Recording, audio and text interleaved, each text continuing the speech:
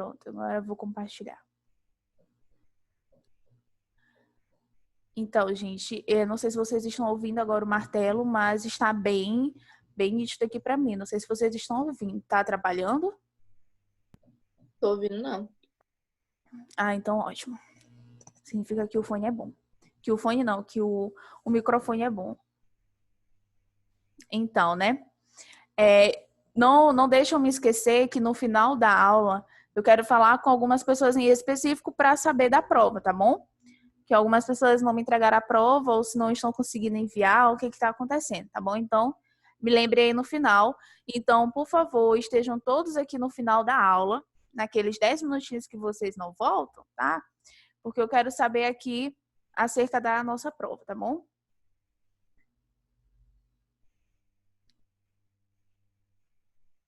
Certo. Então, vamos lá, né? Continuando. Voltando para essa questão da ideia de infinitude de perfeição. Eu só posso ter essa ideia de infinitude de perfeição porque Deus me dá essa ideia de infinitude de perfeição. Deus é algo inato, ele já nasceu comigo, não tem como eu ter essa ideia de infinitude de perfeição, sendo que eu nunca tive essa experiência de infinitude. Eu nunca tive essa ideia de perfeição, eu nunca tive essa experiência de perfeição, de ser infinito, porque nós somos seres finitos e nós somos seres imperfeitos. Então, somente um ser igual a essa ideia, somente um ser igual a essa ideia de infinitude e de perfeição, que pode ter criado essa ideia de infinitude e de perfeição. Tudo bem até aí? Acerca dessa prova da existência de Deus?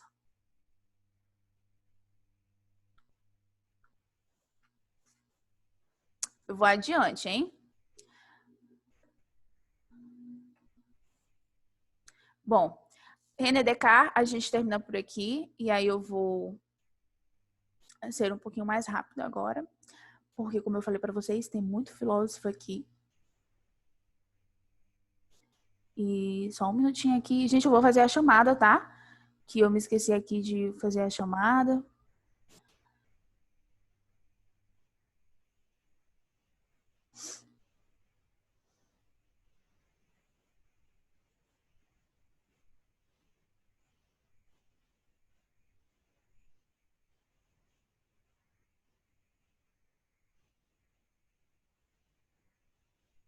Só um minutinho.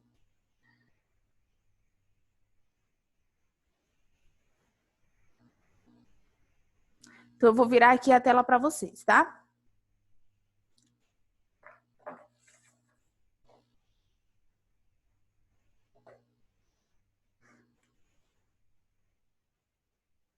Só botar aqui como principal, só para me ver.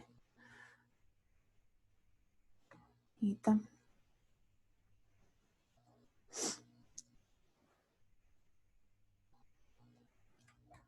Vamos lá. Então, né, o outro filósofo que a gente vai falar, que vai ser o John Locke, certo? Então, gente, por favor, copie esse esquema, tá? Mas, ou então tirem print para ser mais fácil. Então, a partir todo aquele mesmo esquema que a gente sempre faz, né? Eu vou falando, vou abaixando o computador, vou colocando ele na posição aí que é melhor para nós, né? Então, gente, agora nós vamos aí para o empirismo, tá bom? Por que que o empirismo, gente?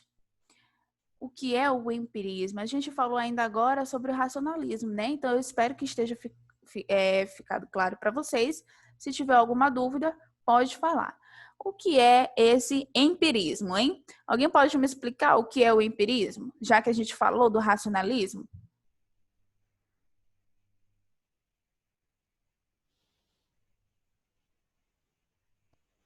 É o conhecimento através das experiências sensoriais. Exatamente. É o conhecimento que é tido, que é o resultado através da nossa experiência, né? Das nossas experiências sensoriais, através dos nossos sentidos. E quanto que René Descartes falava que você não deve acreditar nos seus sentidos, o John Locke ele já vai dizer o quê? Que a gente obtém o conhecimento através desses sentidos, certo? Então, o John Locke, gente, apesar dele não ser racionalista, tá? Vocês vão ver aí que ele faz até uma crítica ao racionalismo, tá? Bom, gente, para começar, né, o empirismo, como vocês já me disseram aí, a Tainá Alves me disse o que é o empirismo. O empirismo, ele vem do grego empiria, certo? Que significa uma forma de saber que é resultado das nossas experiências, tá? Então, dentro do empirismo, a gente tem até um lema que foi inspirado na filosofia de Aristóteles, que significa que é o quê? Nada existe no intelecto que não tenha passado pelos sentidos. Olha só, o Aristóteles ele foi o discípulo de quem, gente? De Platão, e é justamente Aristóteles que fez lá uma crítica ao seu professor, ao seu mestre. Ele não acreditava que o verdadeiro conhecimento ele estava no mundo das ideias, como Platão falava. Ele vai dizer que não, que existe apenas aqui esse mundo sensível, que esse é o mundo verdadeiro e que é através dele que a gente obtém o conhecimento. Então, nada existe no intelecto que não tenha passado pelos sentidos. Então, tudo que você tem na sua cabeça, tudo que você tem aí na sua memória é porque um dia você já olhou, já sentiu, você já teve algum tipo de contato sensorial com esse tipo você já teve essa experiência para você obter esse conhecimento. Ou seja, possui uma base empírica proveniente de percepções e de impressões, tá bom? Então, a gente tem especificamente muitos empiristas, mas os que mais a gente dá ênfase, né, que a gente mais estuda, que a gente mais encontra nos livros, que a gente mais encontra nos vestibulares, é o John Locke e o David Hume, né? O David Hume, se Deus quiser, vai dar tempo da gente falar sobre ele ainda hoje. Ele também está nesse capítulo de vocês, tá bom? Mas vamos lá falar sobre o John Locke. John Locke, ele nasceu em 1632 e faleceu em 1704, como vocês podem olhar no quadro. Vocês sabem, né, que ele faz parte, como eu acabei de falar, faz parte da teoria do conhecimento, que a teoria do conhecimento é justamente essas duas vertentes, racionalista e empirista, né? E o John Locke, ele era o empirista, ele era considerado o pai do empirismo, né? Apesar, gente, do empirismo já existir antes de John Locke, né? Ele é só um adepto do empirismo, é ele que vai dar uma noção mais clara sobre isso, é ele que vai trazer de uma forma mais clara, ele que vai trazer à tona aí o empirismo, vai começar a explicar como funciona essa filosofia de uma forma mais, vamos dizer, mais didática, né? Que dê para todo mundo entender. Por isso que ele é considerado o pai do empirismo, certo? Na verdade, ele tem, né? Ele lançou a sua obra chamada Ensaio sobre o Entendimento Humano, que é essa obra. Essa obra é lá de 1690. Ele vai ter alguns objetivos nessa obra. Quais são esses objetivos? Ele vai tentar falar nessa obra o que nós podemos conhecer, como podemos conhecer, quais são os limites. Eu não coloquei aqui, mas ele vai dizer também quais são os limites do tipo de conhecimento, né? Quais são os limites desse processo de conhecer, até onde o nosso conhecimento vai. Ele tenta entender também como a mente funciona, né? Como a mente funciona no quesito de como é esse processo de obtenção do conhecimento. E ele vai fazer, gente, uma crítica às ideias inatas, né? A maioria aí dos empiristas, eles são contra as ideias inatas, né? Porque justamente vai de encontro com a filosofia empirista. Ideias inatas, olha só, a gente acabou de ver sobre isso lá em René Descartes. Por que ele é contra as ideias inatas? Porque, gente, se ele é o pai do empirismo, se ele é adepto da filosofia empirista, ele não pode aceitar as ideias inatas. Se ele defende uma filosofia de que você só obtém o conhecimento através dos sentidos, através das experiências, então não tem como você acreditar que existem ideias que já nascem conosco, né? Então, ele faz uma crítica a essas ideias inatas nesse seu livro aí, Ensaio sobre o Entendimento Humano, né? Então, muita atenção para esse processo de conhecimento aqui, que é justamente esse esquema aí que eu trouxe para vocês, é para justamente a gente entender como se dá o processo de conhecimento nos seres humanos, certo? Então, vamos lá. Nós temos aqui objetos. né? Certo? Nós temos objetos, beleza. Você vai ter umas experiências com esse objeto. Você tem essas experiências sensíveis, ou seja, se são sensíveis é através da sensação. Quando você tem essa experiência, você obtém qualidades. Você consegue perceber aí nesses objetos qualidades. Essas qualidades, a gente vai primeiro para ali, depois a gente desce. Essas qualidades, elas são primárias e elas são secundárias. O que são essas qualidades primárias? São qualidades mais objetivas, gente. São aquelas qualidades que não dependem de quem está observando. Por exemplo, eu vou pegar aqui um objeto para vocês, tá bom? Para a gente entender melhor. Só um instante.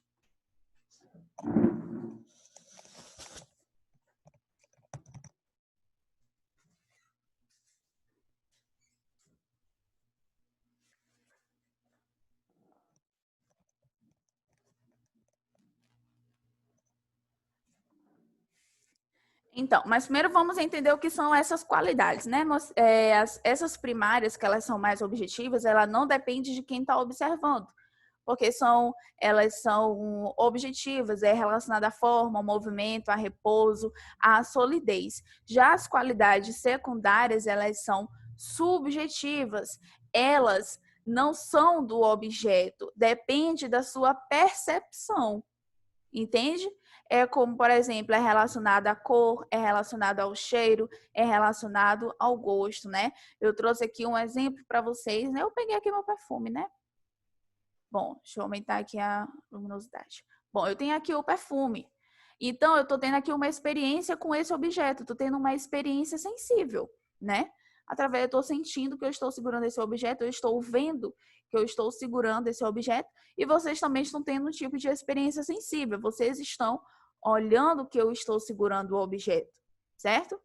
Então, eu consigo observar algumas qualidades nesse objeto. Vocês aí vão me ajudar a obter essas qualidades.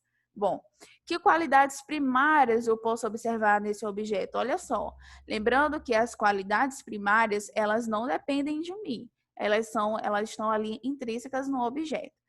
Como, por exemplo, a sua forma. É algo que não depende de mim. Eu estou vendo, tá nitidamente aqui que tem a forma, né? Ele é redondo, ele tem uma tampa que é quadradinha. Então, beleza. Eu tenho aí um tipo de qualidade primária. Eu posso perceber também que ele está em repouso, ele não está em movimento. Eu posso perceber também que ele é sólido, né? Olha só. Vocês podem ouvir o barulho na mesa. Que ele é sólido, ele é de vidro. Então, são qualidades primárias, certo? Que não depende de mim para existir. Tudo bem? Agora, que qualidades secundárias eu posso encontrar nesse objeto? Ou seja, gente, são qualidades que vai depender de vocês. Vai depender de quem está observando. Vocês vão já me dizer que qualidades secundárias é essa. Eu vou primeiro me dizer aqui quais são as qualidades que eu vejo nessas qualidades secundárias. Ele aqui, para mim, ele tem uma cor, pode ser que apareça aí para vocês de outra, né? Depende aí da percepção de vocês. Aqui, para mim, ele tá com uma corzinha rosé, aquele rosé gold, não sei se vocês já ouviram falar. Ele para mim aqui, ele tá sendo leve, ele é cheiroso. Claro, né, gente? Eu não uso coisa fedorenta, desculpa aí. Então, são coisas que vai depender de quem tá observando. Em relação ao cheiro, teve assim um cheiro para mim mais adocicado, pode ser que para vocês não tenha esse cheiro, né? Se vocês pudessem cheirar, no caso. Eu não vou colocar o gosto, né? Porque eu não vou provar o perfume, mas é um tipo de qualidade também secundária. Então, como é que vocês estão olhando o objeto aí para vocês? Que qualidades secundárias vocês podem obter desse objeto?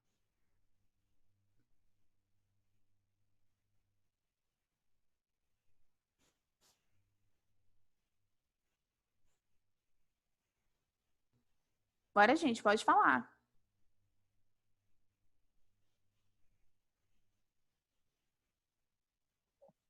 Descrever esse objeto? É, quais são as qualidades secundárias que eu posso ter desse objeto? Ficar cheirosa. Sim, exatamente. Eu posso olhar aqui, para mim ele tem um cheiro adocicado, para vocês pode não ser um cheiro adocicado, são qualidades que vai depender de quem está observando. A cor dele, que cor aí está aparecendo para vocês, né? O recipiente, ele é transparente, mas qual é a cor do conteúdo, do líquido para vocês?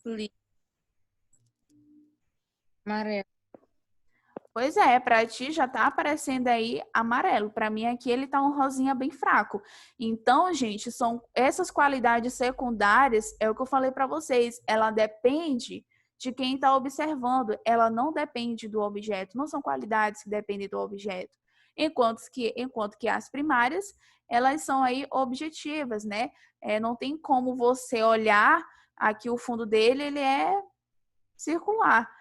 Não tem como vocês olharem de uma outra forma geométrica. Vocês não estão olhando aqui, não tem como vocês observarem um triângulo ou um quadrado, porque ele é circular. É algo que é objetivo, é uma qualidade primária. Agora, o líquido é uma qualidade secundária. Eu estou olhando rosinha bem fraco, vocês estão olhando amarelo. Então, depende de quem está observando. Tudo bem para essas qualidades?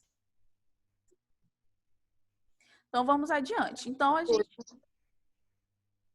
Beleza. Então, a gente pode ir adiante. Essas qualidades, você vai identificar se são primárias e secundárias, beleza. Através dessas qualidades, a gente tem ideias simples, que eu não coloquei aqui. Mas deixa eu colocar bem aqui para vocês. Eu parti logo para a mente. Através dessas qualidades, bem aqui, vou colocar aqui.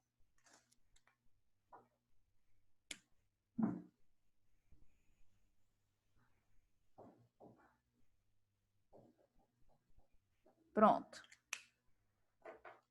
Eu tenho aqui ideias simples. Então, aqui tem duas setas, tá, gente? Então, através das qualidades dos objetos, eu passo a ter as ideias simples, né? Eu passo a ter a ideia daquele objeto. Nisso que eu tenho as ideias simples, elas vão estar na minha mente, elas vão estar na minha memória. Depois disso, depois que eu fizer uma reflexão daquele objeto ou daquele conhecimento que você está tendo, eu passo a ter as ideias complexas, que é relacionado à existência, à causalidade, à substância, né, à essência daquela substância, ou seja, só posso ter essas ideias complexas através da reflexão, quando você para pensar. Então, essas ideias simples são aquelas qualidades que você vê, são aquelas qualidades primárias, são aquelas qualidades secundárias. As primárias é que não depende da gente, as secundárias é que depende de quem está observando, né? Então, você é aquele tipo de conhecimento, é a primeira impressão, sabe? Quando você olha determinado objeto, você já sabe para que serve, então ali é a primeira impressão que você tem. Então, eu tenho, a partir dessa primeira impressão que você tem, que você já sabe para que serve, que você já consegue identificar as qualidades primárias ou secundárias, as objetivas e as subjetivas, você passa a ter ideias simples. Pronto, você já tem ideia daquilo. Agora, quando ela fica na nossa mente, você passa a ter uma reflexão mais aprofundada, é através dessa reflexão mais profunda, você não vai refletir acerca de um perfume, como eu peguei aqui para vocês. Mas, se você for refletir acerca dessa ideia perfume, você vai obter ali as ideias complexas. Então, o que é que John Locke quer dizer com isso, né? Ele vai dizer que a nossa mente, ela é uma tábula rasa, né? Uma tábula rasa, ou vocês podem encontrar também, gente, como papel em branco, né? É quando nós nascemos e na nossa mente não existe nada. Na nossa mente não existe nada, por isso que ele é um crítico das ideias inatas lá de René Descartes. Não tem como você já nascer com determinado tipo de conhecimento. Você só obtém o conhecimento através das suas experiências sensíveis. E através a nossa mente, ela é uma tábula rasa, e através das nossas experiências sensíveis, eu vou dando um formato para essa tábula, certo? A nossa mente, ela nasce um papel em branco, a gente não sabe de nada. Mas é através das nossas experiências que a gente vai riscando o papel, vai dando um novo desenho ali, um desenho para esse papel, então vai fazendo ali um formato, dando um formato para esse papel em branco. E é assim que acontece na nossa mente. Tudo bem? Outro filósofo, né, que eu vou falar para vocês é sobre David Hume, tá? David Hume, ele também vai tentar entender como se dá o processo de conhecimento no ser humano, tá? Eu vou aqui colocar, então, um outro esquema, tá? Que é acerca de David Hume, para a gente entender melhor também.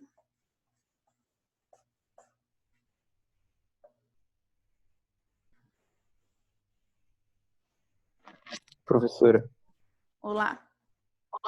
esse filósofo é sobre causalidade? O David Hume, que vai falar sobre causa e efeito? É, Sim, acho que é. É isso aí? sim. A gente vai Que falar tem um sobre... negócio Pode das falar. flores, alguma coisa assim. Eu não vou dar o exemplo das flores para vocês. Eu vou dar um exemplo um pouco mais fácil, que a gente vai falar sobre a lei da gravidade. Aí a gente vai ver essa questão de causa e efeito de uma forma mais simples e que dê para entender melhor, tá? Tá bom. Mas é ele sim que vai falar da causalidade.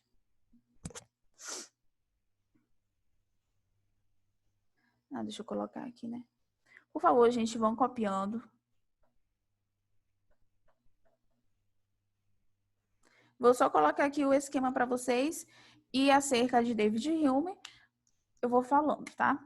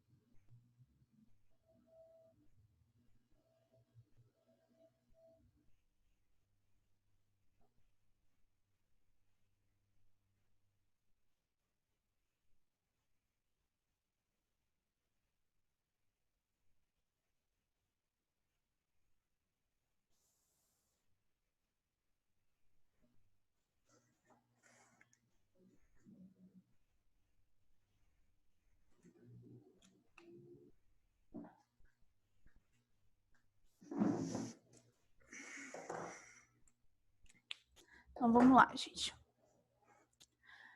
Então, Aqui em David Hume, tá? Ele viveu lá no século XVIII. Ele era filho de advogados, né? E os seus pais, eles também eram advogados. Então, os pais, de certa forma, queriam que ele seguisse também a mesma carreira, mas até que ele faz advogado, ele faz advocacia, né? Ele faz direito e abandona para cursar filosofia, né? A sua verdadeira paixão.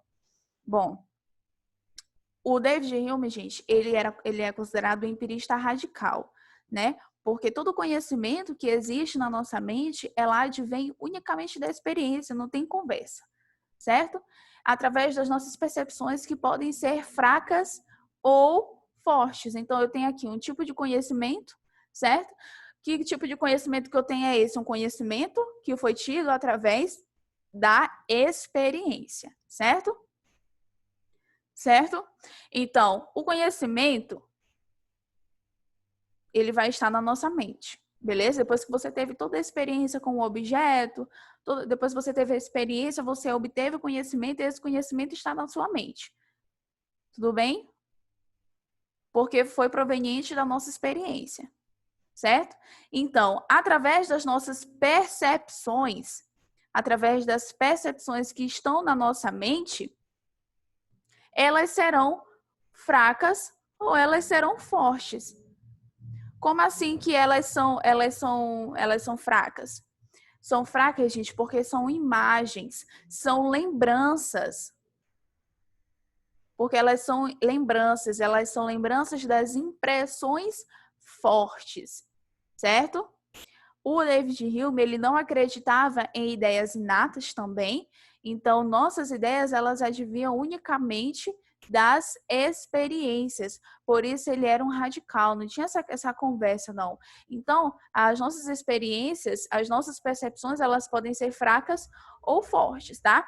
Quando elas são fracas, elas são ali apenas lembranças, vixe, já estamos nos 40 minutos aqui, né? Então, gente, no final vocês voltem, tá? Então, as nossas percepções, quando elas são fracas, elas são imagens, elas são lembranças das percepções fortes que nós tivemos, certo? Então, quanto mais distante você fica, quanto mais o tempo passa e você teve determinada experiência, quanto mais o tempo passa, mais fracas suas percepções estarão. Quando você acaba de ter um tipo de experiência, sua percepção é forte, certo? Você acabou de ter a experiência.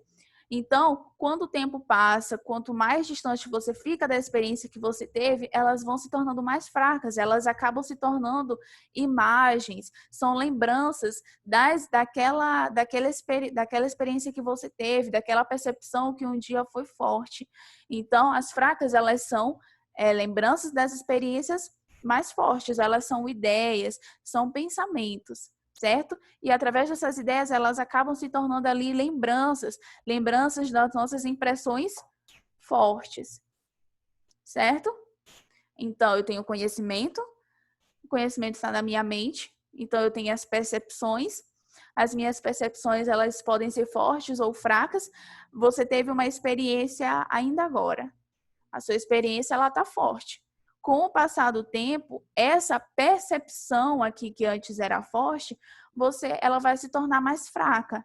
Então, essas percepções fracas, elas são lembranças de uma percepção que um dia foi forte para você. São apenas ideias, são apenas lembranças dessas impressões que um dia foram fortes. Então, é assim que a gente obtém o conhecimento, né? E assim, você tem a sua experiência, você obteve a experiência, você obteve o tipo de conhecimento, obviamente, né, gente, empírico, você teve uma experiência sensorial, você acabou tendo percepções e impressões, beleza? E dependendo do momento em que foi tida, ela pode ser forte ou ela pode ser fraca. Como eu falei para vocês, se você teve uma experiência ontem mesmo ou hoje, pode ter uma percepção ainda forte. Só que quanto mais distante você fica dessa experiência, mais fraca ela vai ser e depois vai se tornar apenas uma ideia, uma lembrança das suas impressões fortes, tá? Quando, por exemplo, quando eu encosto em algo quente na minha pele, né? Quando eu encosto em algo quente na minha pele, queima e causa dor. Então, essa impressão, ela marcou a minha mente, certo? Essa impressão marcou a minha mente, tá? E essa imagem da impressão é a minha ideia, certo? Agora, para verificar se nossas ideias, se os nossos pensamentos, né, elas são verdadeiras ou falsas, nós vamos identificar se o que nós temos na cabeça existe realmente na experiência, se existe realmente nesse mundo material. Porque lembra que eu falei para vocês que ele é um radical? Então, através dessa, a gente só vai ter essa ideia se realmente existe na experiência, se existe no mundo material, se essa ideia que a gente tem na cabeça realmente existe, a gente precisa fazer aí a relação entre ideias e fatos, certo? O que são essas relações entre ideias e fatos? Ideias são algo material e os fatos são relacionados à experiência, né? As ideias, elas estão aí no campo da lógica, são os conhecimentos seguros, são os conhecimentos mais certos, estão também no campo da matemática. E os fatos, que são as experiências, elas estão no campo das experiências sensíveis. Nós não temos tanta certeza desse fato, né? Então, por exemplo, voltando ao exemplo que eu falei para vocês, que quando eu encosto em algo quente na minha pele, eu sei que vai queimar. É ou não é? Eu não falei ainda agora esse mesmo exemplo que quando a gente nem pega em coisas quentes, porque vai queimar, vai te causar dor. Negativo. Não. Eu não sei. Eu não sei se aquilo vai causar dor, se aquilo vai me queimar. Eu penso que eu sei que aquilo vai me queimar, que aquilo vai causar dor. Certo? Encostar na pele algo quente é experiência, é um fato. Certo? Agora, a queimadura e a dor também serão experiências. Essa ideia de que você tem que vai causar dor, que vai te queimar, é algo que você está pensando, é algo que você está deduzindo. Certo? É uma experiência. Se é uma experiência, se está no campo da experiência, então nós não temos tanta certeza dos fatos. Certo? Porque você precisa fazer a experiência para você ter certeza. Certo? A relação que eu tenho entre a queimadura e a dor não é uma certeza, certo? Não é uma certeza. Ele não é um conhecimento seguro. E aí ele vai falar algo muito importante, que é acerca da crença e do hábito. Estou puxando logo o gancho aqui da crença e do hábito. Da crença e do hábito. Olha só. A relação entre a queimadura e a dor, gente, como eu falei para vocês, não é uma certeza. É um conhecimento, não é um tipo de um conhecimento tão seguro. É apenas uma crença. Você crer que aquilo vai te queimar, que aquilo vai te causar dor. Por quê? Não necessariamente, gente, não necessariamente vai te causar dor e não necessariamente vai te queimar. Você pode pegar quando você come, você pode comer aí um alimento que esteja quente, mas que não necessariamente vai te queimar. Depende da temperatura, né? Isso não necessariamente vai te queimar, não necessariamente vai te sentir dor. Não necessariamente vai fazer você sentir dor. Tudo bem? Quando você toma um café quente, não necessariamente você vai sentir dor, não necessariamente aquele café vai queimar a tua língua. Você crer que aquilo possa te causar dor, que aquilo possa te queimar. Por quê, gente? Porque é pelo nosso hábito que a gente acaba tendo a crença de que aquilo vai acontecer. Pelo hábito de um dia você já ter queimado, pelo hábito de um dia você já ter se queimado, aquilo acaba se tornando crença. Certo? Como outro exemplo, o sol, né? O sol, ele nasceu hoje, ele nasceu ontem, ele nasceu durante tantos outros dias anteriores, né? Isso quer dizer, então isso te dá a certeza de que o sol vai nascer amanhã, não é? Vocês têm certeza que o sol vai nascer amanhã?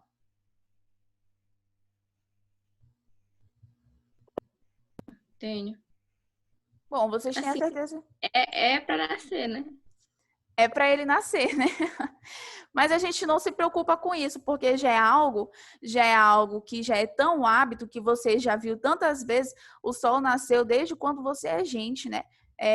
Na verdade, o sol nasceu desde quando você é gente. Você tem essa ideia de que o sol nasce todos os dias desde quando você se dá por si, né? Desde quando você se dá por gente. E você sabe que antes mesmo de você nascer, o sol já nascia, então já nascia e já morria, né? Morria entre aspas. Então, ali é um tipo de uma crença que você tem. Mas por que você tem essa crença? Porque já se torna hábito. Já é hábito você ver sempre, todos os dias, o sol nascer e o sol se pôr. Então, você já não vai parar para pensar se realmente ele vai nascer amanhã ou não. Mas, eu vou te dizer uma coisa. Não é porque o sol nasceu hoje, que o sol nasceu ontem, que o sol nasceu durante todos esses anos, isso não significa, isso não vai te dar uma certeza de que ele vai nascer amanhã. Certo? Não é porque ele nasceu ontem que vai te garantir que ele vai nascer amanhã. Não existe essa certeza, gente. Não existe essa certeza. Isso é apenas fruto do nosso hábito. Isso é apenas fruto do nosso hábito que vai tornar isso uma crença. Pelo fato de você sempre olhar o sol nascer, você vai crer que ele vai nascer amanhã. E isso não é um conhecimento. Isso, para David Hume, não é um conhecimento. Ele não está no campo da certeza, porque você está apenas tendo uma crença. Você só vai ter certeza que o sol vai nascer amanhã quando você ver, quando você ter a experiência de olhar o sol nascer. Certo? Então, tudo aquilo que é crença tudo aquilo que é crença não é uma certeza, tá? Você precisa ter a experiência para saber